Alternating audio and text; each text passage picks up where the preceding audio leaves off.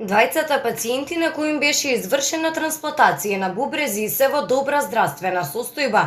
На 31 јули беа експлантирани два бубрега од 46 годишниот Велешанец со констатирана мозочна смрт и беа трансплантирани кај 35 годишна жена и 60 годишен маж. По трансплантацијата, пациентите закрепнуваат на клиниката за урологија. Нивната здравствена состојба е стабилна, под континуиран надзор и грижа од страна на лекарскиот тим. Задоволен сум што во изминатите 3 години изведовме 55 трансплантации, од кои 10 од починат дарител.